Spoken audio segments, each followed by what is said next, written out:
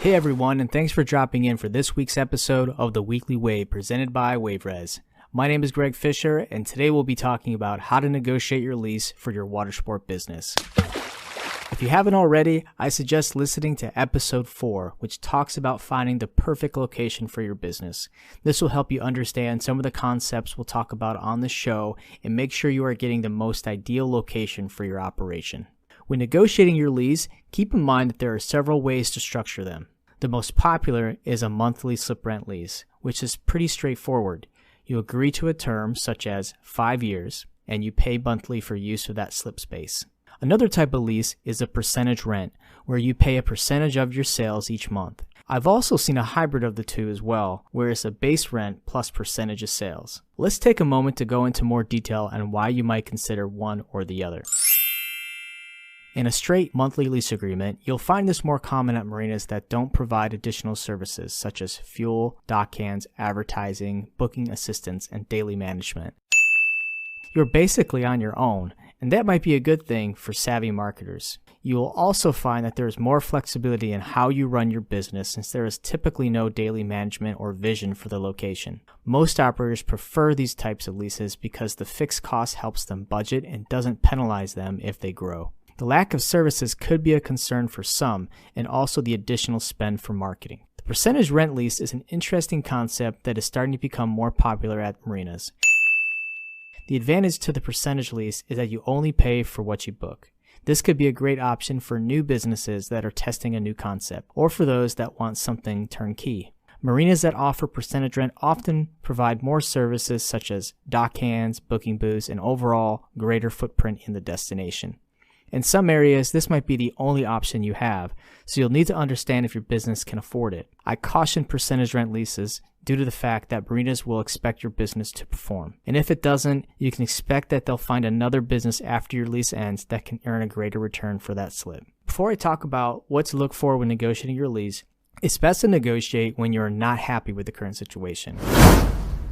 If you are happy with the current situation and you are renegotiating for the heck of it, then you're creating a scenario that might work against you. Many marina owners renew leases with very small increases or changes, so it's best to just say nothing. Now, if you have a situation where your lease has increased significantly, this is where you'll want to push back.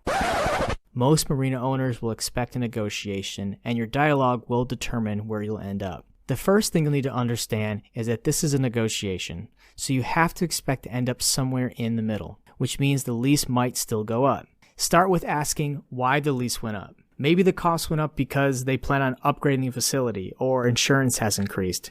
If it's an arbitrary increase, then see if this is in line with other marinas in the area. Sometimes the older marinas take years to raise their rent, so your renewal might have come right at the time of the adjustment. Understanding why the increase is happening gives you the ability to come back with a strong counter. If the manager is clearly raising the rent arbitrarily to a level far greater than other marinas, then I suggest the following.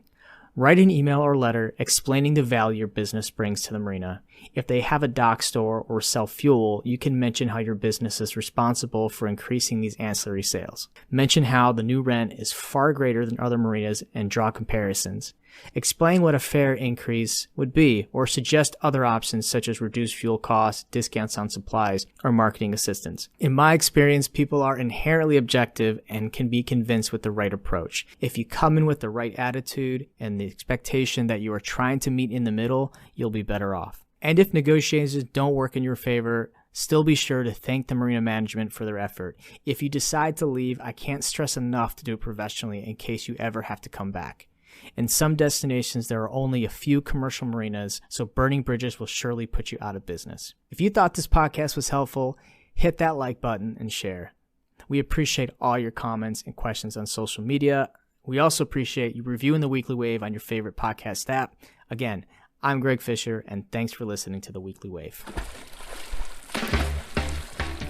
Thank you for tuning in to the Weekly Wave, presented by WaveRez. Please share your comments and feedback by connecting with us on social media. If you're looking for an industry-leading reservation software, schedule your free demo today at waverez.com. And don't forget to subscribe to our newsletter for more news and feature updates.